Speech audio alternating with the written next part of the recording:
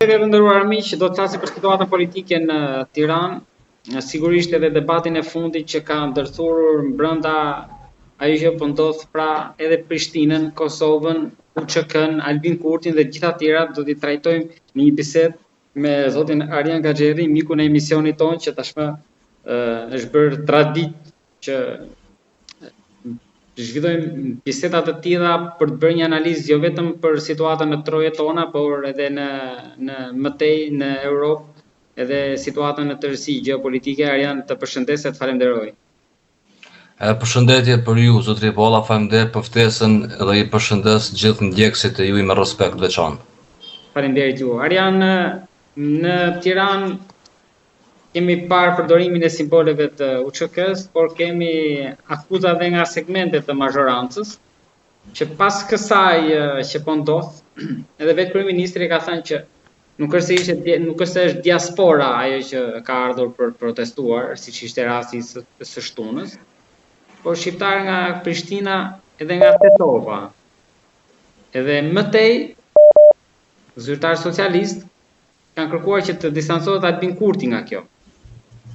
Ju si mendoni, ka organizim në gjykimin tuaj, informacion, indicje, analizë, që mundet, ndoshta edhe duke u rikthyer tek e shkuara tentativat e Albin Kurtit me vetvendosjen në Tiranë, rastin e Maqedonisë me Vlenin, për të shtrirë tentakulat në Tiranë? Po, fillimisht do kisha thënë fatkeqësisht që në vendet tona si Shqipëri dhe Kosovë në kohën kur duhet të mbizotrojë fuqia politike e djathtë, ajo është tani edhe handicap mund ta quaj, si në Kosovë si në Shqipëri, dhe po mundson që partia e majt do të thotë partitë e majta të bëjnë garën politike në mes vete duke mos pas si kundër argument nga partitë e djathta. Dhe kjo është shqetësuese sepse pastaj këto partitë e majta fillojnë sa më nga ekstremi që shkojnë, aq më të fuqishme dhe favorite bëhen për pushtet. Do thotë aq më autoritare kalojnë ideologjikisht, më ekstremist dhe mundësi për pushtet, ndjekje emocionale nga popullata nga mas, kanë mundësinë shumë më të madhe, dhe kjo është shqetësuese për sistemin demokratik të Republikës Kosovës dhe Shqipërisë. Tani direkt për të përgjigjur në atë se çka po ndodh apo për kthyer këtë që thash, është se një prej koordinuesve të protestës atje është partisë majt, që ka krijuar një parti të majt, Arlind Çorri, më sa kam marrë vesh. Lëvizja Bashk. Po, Lëvizja Bashk, dhe ai simpatizon plotësisht zotrin Kurti, të cilët ideologjikisht janë aty, edhe pse formalisht nuk mund të themi që ka një koordinim struktural në mes tyre, por se që ideologjikisht përputhen dhe kanë takime në ato takimet e tyre të klubit socialist internacional, patjetër që aty ata kanë strofologun dhe vend takimet dhe bashkëbisedimet që mund të bëjnë. Gjithsesi, formalisht një strukturë përbashkët nga këto dyja nuk qëndron, por kemi një ngritje të një ideologjie të njëjtë, e cila u shua kur me tendencën e kryeministrit të votojë për vetëvendosjen e Shqipërisë.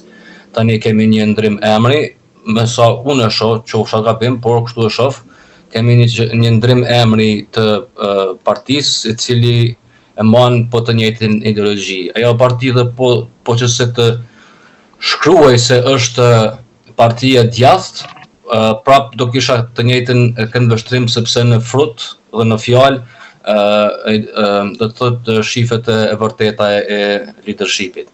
Ajo thoni që për Arlind Çorrin është, si mund të themi, sateliti i vetvendosjes në Tiranë.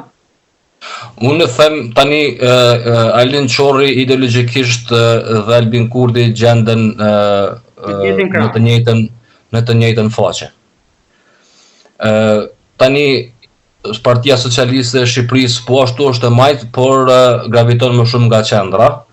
Dhe për Parti Djathtë s'kem çka të flasim fare, sepse është pothuajse jo vetëm se nuk ka ndonjë aktivitet politik që mund të kapitalizon, por është edhe stagnues i frymëzimit apo zhvillimit të së djathtës në Shqipëri. E njëjta gjë po ndodh në Kosovë. Kishim Enver Dugollin, i cili tha që vetëvendosja nuk ka marrë pjesë në mënyrë të organizuar në Tiranë, por individ të caktuar. Pra nuk është se ka qenë struktura organizuar, po secili individualisht mund të ketë marrë pjesë. Ka marrë ose ka mbështet ndoshta nga rrjetet sociale me deklarata tjera. Por ju e njihni më mirë strukturën aty dhe organizimin. Mundet bëhen këta pa lejen e liderit? Apo ka qenë komanda e atij që për të marrë pjesë këtu? Për të qenë pjesë e... Jo, nuk besoj që antarët të lidhjes të lëvizjes së vendosje participojnë në ndonjë aktivitet politik brenda vendit, e sidomos jashtë vendit, pa ndonjë koordinim. Po gjithsesi kjo nuk do të thotë që unë jam... Ka dhënë komandën lideri përpara se sa të veprohet? Fuqishëm e besoj atë, dhe kur them besoj është sepse nuk mund ta faktoj ide tani me ndonjë dokument, por kjo që them nuk do të thotë se unë jam mbrojtje të zotëri Ramës. Zotëri Rama ka centralizuar pushtetin deri në këtë mas, sa e ka mundësuar të thotë hapësinën e një loje që populli të ngritet në formë të cilën ne po shohim sot. Dakor, por shqiptarët e Kosovës ose të Maqedonisë ose të Malit Zi, Çamërisë e tjera Preshevës, kanë të drejtë gjykimin tuaj që të protestojnë në Tiranë? Unë nuk mendoj që kanë të drejtë që shqiptarët e Kosovës të ndrojnë pushtet në Shqipëri dhe në asjeltas. Ne kemi një traditë historike institucionale mes Kosovës dhe Shqipërisë, edhe për gjatë kohës kur kishim dy të djathta në reprezentimet e shtetet e tona, siç ishte zotëri Sali Berisha dhe zotëri Ibrahim Rugova, gjithsesi këta dy nuk koordinoheshin në mes vete dhe nuk kishin pëlqim në mes vete, por do të thotë se pengesë në shtetet e tyre nuk ishte asnjëri për tjetrin. Dhe kishte një respektim institucional ndaj shtetit në shtet. Ndërsa ta majtit këtë kufinin nuk e njohin, nuk e kanë të përcaktuar ekstremin, do thotë nuk vënë mur të ekstremi i majt, nuk gjin të gjitha në botës. Mendojnë që kanë hapësirën artistike dhe të fushës së veprimit derisa që të intervenojnë apo të shkojnë në vendet e tjera, të cilat praktikisht nga Kosova i kemë parë edhe me zotrin Kurti, me votimin në Shqipëri, influencën e tij në Maqedoni, dhe vendet e tjera jashtë kufinit të Kosovës, duke shërbyer puro politikisht për interesat personale politike të ideologjisë së zotrit Kurti. Unë nuk jam pra do kisha thënë që edhe zotri një pjesë, një barë të madhe sepse këto protesta duken madhashtore, siç duken, por për mua është një shpërfaqje e pakënaqësisë së skajshme. Do thotë kesh motiv të dalësh në protestë për kaq gjatë. Do thotë është një shpërfaqje e pakënaqësisë, një motiv e cili një akumulim e energjisë e cila ta shëndizet dhe shpërndahet gjithanë në Shqipërisë dhe simbolizon një jo stabilitet institucional në Republikën Kosovës dhe kësaj nuk duhet t'i gëzohemi. Ka ndikim edhe në Treva, situata në Tiranë? Më pyet nëse ka ndikim në vendet jashtë kufirit. Situata në Tiranë ka ndikim varësisht si do të marrë rrjedha e protestave me ato që do ndodhet pas në Prishtinë apo të shqiptarët e Maqedonisë apo në Preshevë? Po sigurisht, zotëri, po tani për të marrë një shembull ndoshta jo të mirë apo tipit ekstrem që ndoshta nuk është edhe e duhur apo sidoqoftë, ne kujtojmë vitin 97 dhe tragjedinë në Shqipëri, por e cila po ashtu ishte dera hapur që të funksionoj armatimi për shtetasit e Kosovës. Do të thotë e mira vjen me të keqen edhe e keqa vjen me të mirën, do kisha thënë në këtë rast, por se nuk mund të iki që dy herë po tentoj të jap kritikën për qeverinë e Shqipërisë.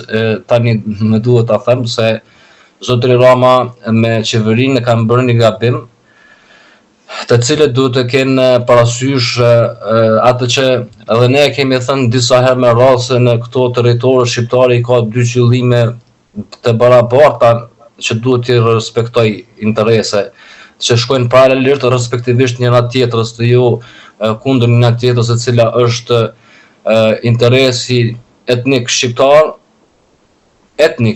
kemi thënë, dhe ai amerikan, shtetit amerikan. Dhe nuk mund të marrësh një rrugë pa u konsultuar me etnin, me shqiptarët. Ku kemi thënë etni shqiptare, pastaj duhet të kesh informacion se çka është edhe jashtë kufirit të rubrikës së Shqipërisë.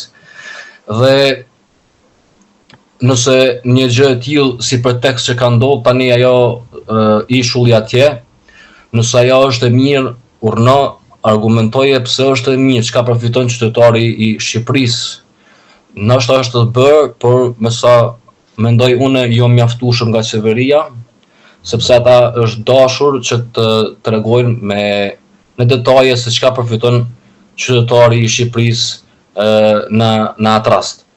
Dhe do të thotë mungesa do të thotë decentralizimit në këtë aspekt të pushtetit dhe ulës me i vu kond në tokë dhe me fol me njerëzit se çka përfiton, të jetë transparent, mund të çojë deri tek keqkuptimet në rastin e tillë. Është do të thoja është rasti i dytë që zotëri Rama ndërmerr hapa pa pasur komunikim publik të detajuar me shqiptarët. Rasti i parë ishte korrigjimi i kufinit, e kujtojmë, së bashku me presidentin e Republikës së Kosovës, është agent të cilën u munduan të na rrasnin në fyt, por të cilën ne nuk e ka përdim dhe ajo nuk kaloi. Dhe mendoj që rasti i parë ka duhet të jetë një mësim se si ideja se si duhet do të thotë pak a shumë të bashkëpunohet me popullatën, sepse tek fundit populata është një ndër shtyllat e shtetit, po aq sa është qeveria, diplomacia me rëndësi dhe aleanca me shtetet e tjera. Në fund, mendoni që Rama do ja hedh kësaj apo mund të ta ardhi plagosur? Tani, se si do dali është vështirë ta them, megjithatë unë mendoj se zotëri Rama, nëse për vetbesimit të tij mund të shkoj, mund të jap dorëheqje dhe të shkoj në zgjedhjet e parakohshme, dhe nëse edhe pastaj vota do të përcakton se kush sa kishte të drejtë. Thirrjet nga sheshi se të mos kemi një konjunkturë politike të udhëheqjes, do të thotë të shkojmë drejt anarkisë, të së panjohurës, është një thirrje antikombëtare. Gjithsesi, koordinatorët duhet të kenë, do të thotë, të shpjegueshme, të shpjegojnë, të thonë saktësisht se si e shohin në formën tranzicionale, apo si do të mbet Shqipëria me udhëheqje, sepse nuk mund të kemi shtet pa udhëheqje, pa një qeveri. Dhe ata duhet të deklarohen dhe të thënë, sepse në anarki, shtet anarkik nuk përfitojnë qytetarët, humbin qytetarët. Shtet anarkik e kemi pas në vitin 97, e dini rezultatet si kanë qenë, dhe shpresojmë të mos shkojmë nga ajo, duke pas parasysh edhe shumë individ të cilët po deklarohen nga kjo protestë, marrin përmatin sikurse janë me influencë në protestë apo i prim protestës, të cilët deklarativisht publikisht kanë kërkuar që më falni një sekond. Kanë kërkuar që do të thotë kjo Rama dhe të gjithë mbështetësit e Ramës, sipas tij për tradhtit duhet të marrin plumb. Do thotë edhe në emisione televizive.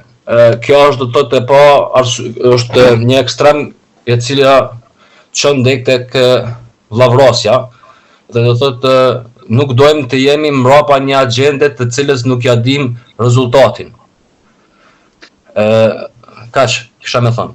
Edhe diçka të lutem, ne kemi parë protestat në Maqedoni të shqiptarëve, të studentëve atje, që her pas here, po thuaj se në çdo protestë, po ka pasur thirrje UÇK e tjera. Por zakonisht edhe në protesta të tjera që bëhen në mos shumë pak ose ndonjëri prej tyre e ka ndonjë thirrje. Ndërsa në këtë rast ne pam që reagoi organizata e veteranëve në Kosovë, do kërkuar që mos keq përdoret UÇK-ja, flamuri, thirrjet e tjera. Gjithashtu bëri dhe thirrje edhe që mos merret pjesë në protestë nga Kosova, por edhe për personin Dritan Goxhaj, ish qytetari i UÇK-s, tha që nuk ka qenë pjesë e listës. Nuk është pjesë e listës veteranëve, nuk na rezulton se ka qenë në luftë, por ndërkohë që ai nxori një dokument që Azem Sylla e njëjtë si të tjerë, komandant brigade në mos gaboj. Pra, kjo shpejtësia e OVL-UÇK-s për të reaguar, si e pat ju? Po sigurisht, çka do të çlirojmë në Shqipëri? Këne kemi okupatorë Shqipëri, apo ne UÇK-ja ka një histori çlirimtare në Republikën tani të Kosovës, kishte histori çlirimtare në Maqedoni, kishte histori çlirimtare në pjesët jashtë kufinit të Kosovës, aty ku kufizohemi me slav, por çlirimtare në Shqipëri më duket që ky reagim të jetë shumë me vend dhe i përgjithshëm në kohën e duhur. Sidoqoftë slogani UÇK në Shqipëri nuk se di se kush do ta ka përdi, duke pas parasysh se ju ne keni me përqindje të popullatës, do të keni shumë gjyshur me fakultet. Do flasim për situatën në Kosovë, se aty nuk është e qetë në aspektin politik. Zgjedhjet mbaruan, tani presin formimin e institucioneve të reja, të qeverisë, zgjedhjen e presidentit, kryetarit kuvendit e tjera, por kemi dhe debatin për gazin amerikan. Këto dyja janë ato headlineset për momentin. Po tani ta themi kemi një blokadë institucionale, do të thotë një degradim institucional të stërgjatur, e cila do të thotë të cilën ne kemi thënë edhe më parë zotëri Bolla se shfaq pasiguri dhe të qytetari ka shi institucionet dhe hupet besimi në institucionet dhe vetëm se ka filluar dhe këtë e faktojmë në votimet e fundit. Nëse e marrim përqindjen e votuesve, e shohim se si kjo po degradon. Dhe do kisha thënë se forma e zotit Kurti për pushtetin është tipike e zotit Ramës. Pa marrë parasysh që ai e ka kritikuar apo ka hudhë këtë balonin e iluzionit se është kundër zotit Ramës. Po ku vjen puna te pushteti thua janë në të njëjtën metodologji veprimit. Metodologjia është e njëjtë, do të thotë zotri Kurti deshi ta bëjë president një general, do të thotë një njeri i cili ka bagazh ushtarak që kishte mbiemrin jashtëor dhe vjen nga një familje nderuame e Republikës së Kosovës. Do të thotë kjo formulë vjen nga zotri Rama. Zotri Rama ka bërë të njëjtën gjë apo jo? Atë ka bërë president dhe gëzon gjitha pushtetet në Shqipëri duke centralizuar kështu pushtetin. Dhe kjo është rezultati tani, edhe kjo mund të na ndodhë tek ne shumë shpejt. besoj unë, dhe pashmangshëm, nëse vazhdohet me të njëjtën ritëm nga zotëri Kurti. Që do kisha thënë është se ne këtu në dallim prej ju atje kemi ky generali që vjen nga familja Jasharaj do të thotë refuzon postin e presidentit sepse ndershëm dhe ka një mendësi, ka një historik familja Jasharaj në ndërtimin e Republikës së Kosovës. Ju lutem zotëri Balla, nuk ka çerek, nuk është as çereki i vitit, nuk ka 3-4 muaj kur plaku Jasharaj thotë unë ruajta vend votimet me armë kur zgjidhej presidenti Rugova. Dhe ka traditë të shtetë ndërtimit është memoria gjallë e shtetit të Republikës së Kosovës në familjen Jasharaj dhe nuk është vend që mund të manipulohet apo keq shfrytëzohet nga qëllime ideologjike të majta. Po përsa i përket faktit që Vjosa Osmani mendoni që ka mbaruar punë përfundimisht, tani do përfundoj një deputete e thjesht? Unë mendoj se zonja Osmani është kthyer në Lidhjen Demokratike të Kosovës fuqishëm. Kjo është e vërteta, do të thotë autoriteti i saj gëzohet nga pjesëtarët, anëtarët e Lidhjes së Demokratike të Kosovës, sepse aty nuk ka një pluralizëm të unifikuar.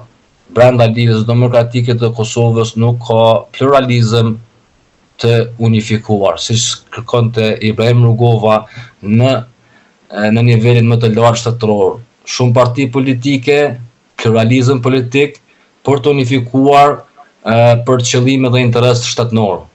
Do të thotë brenda partisë të Ibrahim Rugovës tani mungon kjo, mungon vizioni dhe si pasojë e kësaj kemi përplasje mes anëtarëve dhe pakënaqësi mes njëri tjetrit sepse mungon vizioni apo udhëtimi për drejt diçkafit më të lartë se sa vet ata. Ndoshta mund të rrezikojë edhe karrierën e Abdigjikut tani apo? Zotëri Balla kur do të thotë para 5 viteve, 5 vite 6 kemi pas bërë një farë për kohën që kam qenë në Amerikë, do të thotë kishim debate dhe ideja ishte se LDK-ja do të shkon përgjatë shuarjes. Dhe për mua ka qenë absolutikisht absurd një ide e tillë. Dhe tani po ta shohim zhvillimin e LDK-s, nëse vazhdon me këtë mendësi dhe nuk kemi një transformim të LDK-s në kuptimin organizativ dhe gjetjen e vizionit për televizor përpara për të rrit, tani filloj dhe besoj se fatkeqësisht LDK-ja mund të shkojë për drejt atij drejtimi. Dhe kjo do ishte një kop për Republikën e Kosovës, sepse ishte shtëpia nga e cila u nis ideja e pavarësisë dhe shtetit të Republikës së Kosovës në krye me Ibrahim Rugovën dhe vizionin e tij. Tani po për dilemat me gazin si do zgjidhen? Me gazin amerikan, tani zotëri Balla, paralelisht kjo gazi amerikan është një konsistencë që të tregon vërtetësinë e rëndësisë së saj që nga viti 2019, kur kishim kryeministër zotëri Hoti në Shtetet e Bashkuara të Amerikës, konkretisht në zyrën e presidentit Donald Trump, nga u njohen reciprok me shtetin e Izraelit. Paralelisht rëndësisë së kësaj them se mos zbatimi dhe mos respektimi i asaj marrëveshje neve nuk na jep fitus asnjë gjë. Në të kundërt fitus i ka jap Serbisë. Si ka jap Serbisë. Do të thotë ne kemi pas në atë kohë një parafrim shumë të madh me shtetin e Izraelit dhe një mirësoardhje të bashkëpunimit me shtetin Izraelit, e cila do të na ndihmonte neve për zhvillimin të kapacitetit ushtarak të kohës. Dhe atë që ne e shohim në shtetin e Serbisë tani, një bashkëpunim të Serbisë me një kompani të Izraelit për ndërtimin e dronëve, e cila po ndodh atje, ajo duhet të kishte ndodhur në Kosovë. Dhe jo ky droni të cilën e paraqitën dhe doli si projekt mashtrues. Do të thotë neve po na ndodhin hapa, po na ndodhin iluzione, të cilat popullin po bëjnë të ndjehen komfort, të rahatshëm, me mendësinë që kanë dhe po humbim atë që është faktike. Pa dashur të ikim rëndësisë së gazit, e cila në kohën që ne po jetojmë tani në sistemin ndërkombëtar, energjia është kruciale për sistemin ndërkombëtar. Si është kruciale kjo? Ne kemi parë tani se Shtetet e Bashkuara të Amerikës kanë vajt në Venezuela për resurse. Rrinë në lindjet mesme, rrezikojnë jetë dhe buxhet për resurset, për menaxhimin e resurseve, siç është gazi. Dhe tani ajo tek ne këtu, Kosova dhe Serbia, jemi rival historik. Neve na flet historia në rivalitetin tonë. Ndërsa Amerika dhe Rusia janë rival strategjik për shkak edhe gjeografisë, pozicioneve gjeografike që kanë. Dhe këtu po ndohet interesi amerikan dhe rus. Këtu po ndohet interesi shqiptar dhe serb. Ne jemi pas orientu me amerikan, sepse në ka lidhë dhe interesi, neve ekzistencial, ata interesi strategjik. Ndërsa serbët të orientum me rust. Edhe vetë Banska është formë kopje e ardhëm pas rastit të Krimes, e cila është zhvilluar vite më para. Dhe nëse analizojmë, e shohim se si ka funksionuar në Krime fillimisht. Dhe do kisha thënë, edhe atje ka qenë burim kryesor kisha ortodokse. Sa do të jetë me Ukrainë apo me Rusinë, se si do të bëhet në atë pjesë. Nëse futen atë analogi, por do kisha thënë se animi është i pashmangshëm. Ne duhet të jemi të varur energjetikisht, sepse kemi kapacitet prodhues energjie që ta bëjmë dikën tjetër në varur për ne. Andaj ne duhet të anojmë, ose të bëjmë të varur energjetikisht nga rusët, ose nga amerikanët. Dhe tani kjo është dilema. Po Kurti më duket sikur e ka marrë vendimin. Kurti më duket si e ka marrë vendimin, por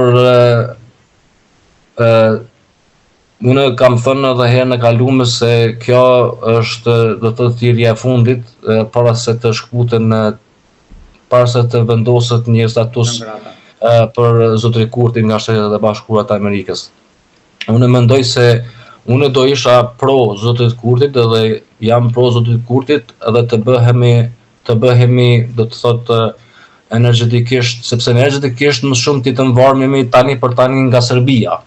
Ashtu tregojnë gjitha burimet, gjitha është faktike. A na pëlqej as na pëlqej. Edhe në rregull jemi, nëse jemi përfitues si kushtet. Edhe nëse jemi përfitues si kushtet, dalim fitues dhe të bëhemi, të anojmë nga rust, dhe të bëhemi të varur nga energjia ruse, përfitojmë si shtet, zhvillohem si shtet, edhe unë jam me zotëri Kurtin. Vetëm le të më bind, le të më thotë se le të fol me popullin, le të thotë se ne dalim fitues, të orientohemi kënej. Po këtë s'po e bën. Dhe tani kjo është problemi se gjërat të fshehta zakonisht nuk janë të mira. Ka një propavi se s'po muj mu shprej tani këtu. Besoj koha do i tregoj të gjitha, aq më tepër edhe ato që ju nënkuptoni në fund që thoni nuk e shpreh, por të lutem mirë një mendim edhe duke nisur nga Ballkani, se së fundi pak më parë kishim një lajm nga Shtetet e Bashkuara që Trumpi ka zgjatur edhe me një vit emergjencën për Ballkanin Perëndimor, një ligj që ka fillesat që nga koha e Bidenit, pra duke vazhduar gjendjen e jashtëzakonshme lidhur me Ballkanin, diçka që është hyrë në rutinë tani, që ju ka ndodhur edhe në vitet e kaluara. Unë në njoftim si çdo vit theksohet që veprimet e individëve dhe grupeve që kërcënojnë paqen, stabilitetin dhe përpjekjen ndërkombëtare për normalizimin në Ballkanin Perëndimor përfshir aktet e dhunës ekstremiste, korrupsionin, pengimin e zbatimit të marrëveshjeve të pasluftës vazhdojnë të jenë shqetësuese për Washingtonin. Për këtë arsye zgjatet edhe me një vit urdhri, por në tërësi përpos kësaj edhe atë që po ndodh më gjerë nga lindja e mesme me marrëveshjen e firmosur, negociatat që vazhdojnë por në parin, në Rusi dhe në tërësi për ta mbyllur. Po tani, shkurtimisht, ne kemi pasur në Amerikë se për një periudhë kohore të shkurt na vyn dikush që na mon jo anus dhe stagnus, por jo që të shkojmë tani shumë hapa prapa dhe të ndrojmë orientimin nga Shtetet e Bashkuara të Amerikës dhe alant ton evropian. E kam fjalën për zotrin Kurti. E tani ka ardhur koha që njerëzit të distancohen dhe kanë filluar me shumë gjasa, sepse nuk ka alternativë tjetër.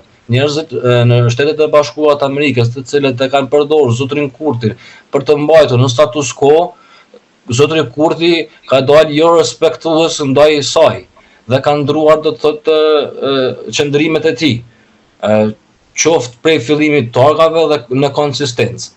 Edhe tani do të ketë reagime ndaj tij edhe për interesat perëndimore, të cilat neve këtu nuk na konvenon që të kemi luftë. Mas pores na konvenon interesit shqiptar, sepse betejat do të zhvillohen në terren shqiptar, në toka shqiptare. Nuk do të fillojnë betejat në Serbi apo në Greqi, po do të fillojnë në territoret tona dhe humbjet do të jenë krahasimisht, do të thotë kushtimisht siç ndodh në Ukrainë. Tokë djegur. Edhe po që se serbët në atë rast do të dalin hums, ata do të shkojnë në shtëpitë e tyre të ndërtuara. Do të thotë gjithsesi ne dalim hums, një, kjo nuk na konvenon, një, dy, nuk na konvenon në sistemin strategjik të fuqisë së Shtetet e Bashkuara të Amerikës, sepse hap derën e influencës dhe prezencës ushtarake ruse-kine në këtë. Në këtë e kemi thënë shumë herët. Do thotë ju do të jemi shumë të kujdesshëm. Ndërsa pyetja tjetër ishte po për gjendjen e jashtëzakonshme pra që është diçka rutinë kjo që sapo diskutuam, por edhe situatën tani për të folur më gjerë jashtë trevave tona nga lindja e mesme në Rusi. Po tani në Rusi ajo që ju keni thënë, ne po shkojmë drejt Po, ne kemi thënë përveç tjerash, kemi përveç asajna që kemi thënë për një 10 vjeçar luftë të minimale, po shkojmë në atë që gjua shqipe ka këtë fjalë shumë bukur për shkallëzim. Se gjuhët e tjera i nevojitën 2 ose 3 fjalë për me spjegu, në përshkallëzim mes evropianëve dhe rusëve. Do të thotë dhe parashihet, do të thotë rusët parashihet që ata të godasin me nuklear, bombë nukleare taktike. Taktike që të tregojnë për vendosmërinë e tyre dhe seriozitetin e tyre në kauzat që kanë.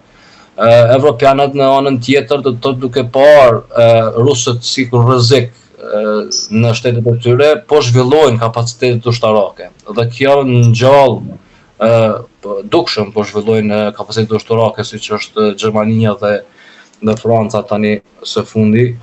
Dhe kjo ngjall do të thotë reagim nga Rusia, e cila do të ndjej dhe ka ndruar rregullin për do të thotë përdorimin nuklear dhe do të ndjej, do të thotë nevojën që të përdor nuklear taktik që të tregoj vendosmërinë e saj. Rusia çka ka bërë, kemi këtu një dilemë. Rusia ka reaguar ndaj zgjatjes së NATO-s dhe si pasojë është zhvillimet në Ukrainë. Kemi këtë ide, edhe kemi do të thotë kemi idenë tjetër që Rusia nuk ka reaguar kashi NATO-s, por se ka dashur në sistem ndërkombëtar të pa definuar ka dosh të siguron territorin e vet dhe këtë e bën duke i kthyer regjimit të shteteve përreth shtetit në favor të tij që të mbaj ujkun larg pragut të shtëpisë. Njëjtën gjë pastaj ka bërë Amerika, me Venezuelën, me Kubën do e bëj dhe kështu me radhë. Me Kanadën ka shfaq disa tensione dhe do të thotë është diçka natyrshme që shtetet e ndërmarrin. Por kjo do të thotë ngjall zhvillim në këtu në rajonin tonë në Evropë, kemi thënë një pashmangshmëri të ndeshjes së evropianëve me amerikanë. Në linjët e mesme kemi thënë zotëri Balla, emëruesi i përbashkët i shteteve prezente si armik është Shtetet e Bashkuara të Amerikës. Do të thotë kemi thënë se Izraeli dhe Amerika se janë një, kemi thënë nuk është një, interesat i kanë dhe është çështje kohe. Fillimet e përplasjes së tyre apo shpërfaqjes së tyre për pakënaqësitë që kanë njëra me tjetrën kanë filluar dhe të rriten. Populli amerikan është jo pro jud, sistemit të regjimit të tanishëm të Izraelit, janë kundër, dhe problemi tjetër është se Izraeli e don atë të premtuarin që e thojnë për shtet i cili do të jetë homogjen në sistemin ndërkombëtar dhe diktat, siç ishte superfuqia Amerika dikur. Atë dojnë të arrijnë me çdo rrethan dhe me çdo kusht, dhe do të thotë kjo i ka vënë një pozicion ku judët nuk janë të mirësoardhur në popujt e tjerë tani. Pra ju po thoni që në marrëveshjen Iran-Amerikë, humbsja më e madhe është Izraeli. Tani marrëveshja sigurisht, por nuk pyetja është se a do të konkretizohet ajo marrëveshje. Duket shumë afër.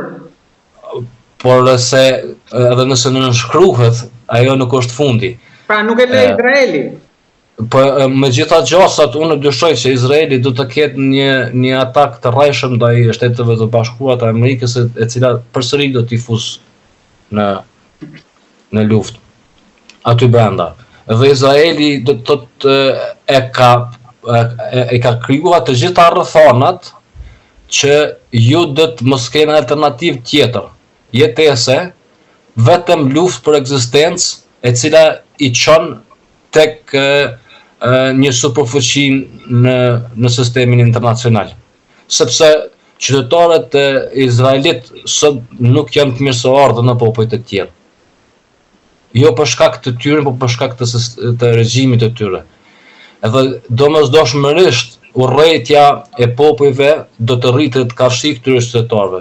Dhe kjo do t'i çon këta qytetarë që të jenë unifikues në qëllimin e regjimit të tanishëm. Tani ne kemi parë blerje të patundshmërisë nga Izraelit në shumë vende, e cila dallon nga ata rusë dhe të tjerët. Një nga arsyet e protestës që u nis në Tiranë ishte edhe kjo. Po, tani ata përveç që ata nuk e kanë primare, do të thotë patundshmërinë si pjesë ekonomike apo zhvillimit ekonomik apo biznesit. Mendoj që është po ashtu një hapësinë të cilën ata mund të kishin mund ta shfrytëzojnë si vendlindje të dytë në rast të rrezikimit të ekzistencës së shtetit të Izraelit në vendin se ku janë. Se kjo përpara nuk ka ndodhur ndonjëherë zotëri Balla që izraelitët të shfaqin kaq dëshirë të mëdha në Çipro, në Greqi dhe gjithandej. Dhe mendoj se jemi në fokus në Shqipëri apo jo? Po sigurisht që Shqipëria është një prej vendeve më të bukura zotëri Balla në botë, i ka gjitha rrymat, klimat që ekzistojnë.